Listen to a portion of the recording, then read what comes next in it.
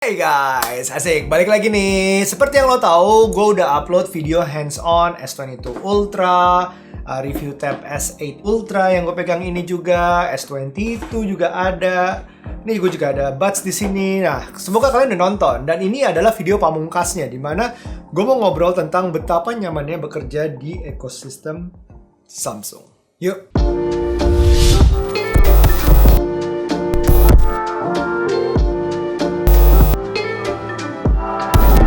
Oke, sejak beberapa tahun belakangan ini, kesetiaan pelanggan diperebutkan bukan lagi dengan harga. Ya memang harga masih faktor penting.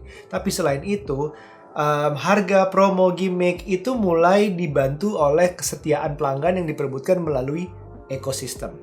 Ekosistem kalau berdasarkan artinya secara harafiah dalam alam adalah area geografis di mana tumbuhan, binatang, dan organisme lain termasuk cuaca, landscape hidup berbarengan, bekerja sama untuk hidup bersama. Gitu. Nah, tapi kalau ekosistem dalam dunia teknologi agak sedikit berbeda mungkin. Yang kita maksudkan di sini, ekosistem adalah yang dimaksud kumpulan jenis gadget atau teknologi dan teknologinya yang bisa berkomunikasi, berhubungan, bekerja sama juga sama untuk hidup bersama, untuk saling menguntungkan bersama, untuk menguntungkan penggunanya tentunya. Nah, Samsung berjuang nih membangun ekosistem ini udah lama banget, udah bertahun-tahun ke belakang dengan segala percobaannya. Membangun semua jenis gadget dari macam-macam tadi. Smartphone, tablet, TV, AC, kulkas, dan home appliances lainnya untuk akhirnya berkomunikasi dan bekerja sama untuk menguntungkan penggunanya tadi. Bahkan, jatuh bangun dialami Samsung juga dalam membangun sistemnya sendiri. Mungkin ada challenges seperti di Tizen atau di Bixby. Makin lama tuh makin oke. Ingat gak sih smartwatch yang pernah dibangun nih? Galaxy Watch 4 ini udah pakai Wear OS, tapi kan dulu pernah dibangun berdasarkan Tizen. Ya nggak? Ingat nggak itu zamannya? Di video ini gue menunjukin what works. Bagaimana hal-hal yang gue demonstrasiin hari ini tuh benar-benar merupakan keuntungan berada di dalam ekosistemnya Samsung. Nah, di sini gue punya S22 Ultra, Tab S8 Ultra dengan keyboardnya. Terus gue punya Galaxy Watch 4 yang udah gue bikin videonya juga. Dan ada Samsung Galaxy Buds 2. Yuk, kita mulai. Pertama, kita tahu pengguna Buds 2 ini akan dimanjakan bila menggunakan smartphone-nya Samsung juga. Pokoknya saat pertama terhubung juga udah tahu, dia langsung connect sendiri asal Bluetooth-nya nyala dan akan dengan mudah mencari Buds 2 gitu. Saling mencari satu sama lain. Kerennya lagi, bila kita menggunakan Tab S8 Ultra juga dan S22 Ultra atau S22 lah juga bisa, Buds 2 akan mengerti dengan mudah mana yang sedang kita dengarkan. Kita nggak mungkin kan main musik di dua-duanya, tapi kalau kita menggunakan satu alat, dia akan tahu itu langsung keluar dari situ tanpa harus setting-setting pindah-pindah lagi. Nah, lagi kerja di tab sambil denger lagunya di Spotify yang di S22 Ultra, karena kita mau kontrol lagu aja dari sini gitu, kerja sambil kontrol lagu, itu bisa. Nah, selain itu, kalau lagi nonton di tab, terus tiba-tiba di S22 Ultra yang ada SIM cardnya itu ada telepon, maka Buds 2 ini langsung pindah otomatis ke S22 untuk jawab telepon itu. Keren kan? Gak perlu pindah-pindahin lagi. Keyboard share. Well, banyak dari kita, setidaknya generasi gue lah ya, setidaknya nih, pasti akan lebih nyaman kerja dengan keyboard fisik. Bukan cuma dengan keyboard di on screen, tapi juga tambah mouse bahkan. Ya nggak? Apa gue doang?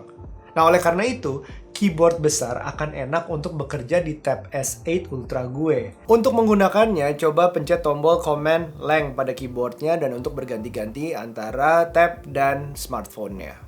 Sambil juga bisa balas WhatsApp atau DM Instagram di S22 Ultranya dengan keyboard yang sama. Get it? Second screen. Dunia harus tahu bahwa bekerja dengan layar besar, apalagi lebih dari satu layar itu, puas. Iya. Kalau meja gue ini muat, udah gue tambahin kali layar kedua, 3, 4. Sayang sempit aja. Ini udah gue bahas di video gue Tab S8 Ultra ya. Tapi gue tekankan lagi, kerja dengan extra screen ini enak banget. Misalnya kita lagi di coffee shop, bawa laptop, bawa tablet, itu bisa jadi second screen-nya. Caranya gampang, itu kita bisa lihat di video gue kemarin. Dan jangan salah, ini bukan cuma di rumah, di coffee shop pun bawa laptop, bawa tab tuh enak banget dua-duanya. Enak asli, berdua screen. Kayak paling sibuk aja di laptop gitu. Kayak lagi ngurusin saham, desainer, editor, ya kelihatan keren aja juga bisa sih. Cross device copy paste. Nah, ini nih, Ingat nggak, Samsung kerjasama sama Microsoft 2 tahun lalu kalau nggak salah tuh kira-kira diumumin di Unpacked, dan I was there and I was excited about it karena gue pakai dua-duanya. Nah, cross device copy paste ini bisa terjadi ya karena itu tadi, kerjasama tadi.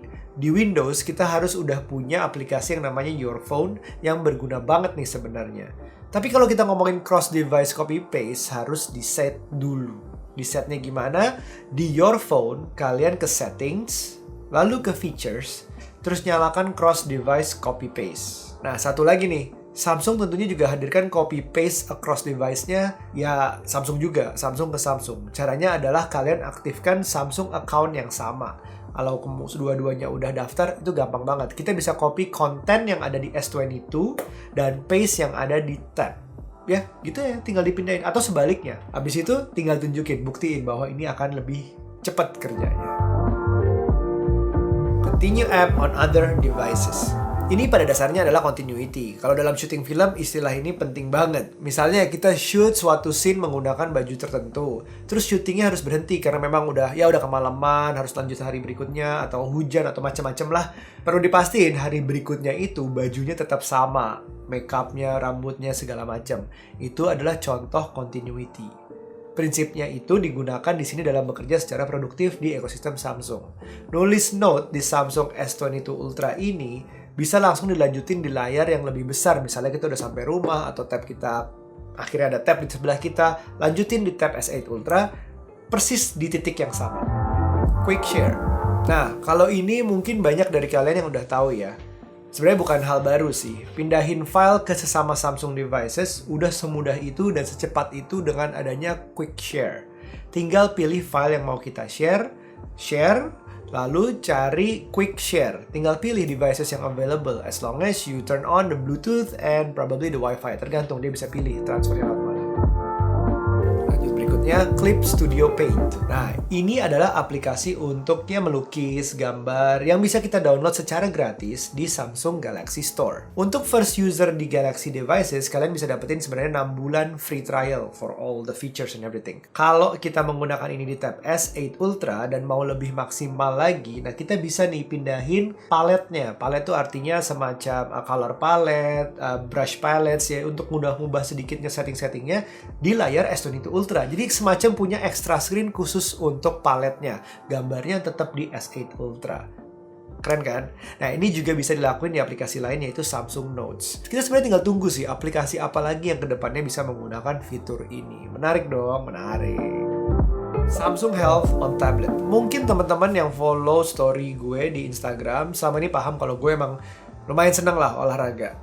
Nah, kalau kita punya Galaxy Watch 4 ini dan Samsung Tab S8 Ultra, kita bisa tuh pakai Samsung Health-nya, aplikasinya dari Samsung itu, di layar yang besar ini. Bukan cuma ngelihat data-data yang diambil dari Galaxy Watch 4 ini lebih leluasa karena layarnya besar, tapi kan ada video olahraganya. Jadi kita olahraga sambil ngeliat video yang disediakan di Samsung Health itu lebih enak. Nggak di layar kecil handphone lagi, tapi di tablet. Iya, Samsung juga bikin konten olahraga. Dan masih gratis, cobain deh. Nah, sebenarnya masih banyak lagi yang bisa diulik dari Samsung Ecosystem. Di rumah gue ada beberapa devices Samsung lain yang bisa masuk ke ekosistemnya. Ada TV, The Frame, ada mesin cuci, ada Samsung Smart Tag. Nah, itu semua tuh masuk ke ekosistem Samsung. Semua bisa terkontrol dengan aplikasi yang namanya Samsung Smart Things.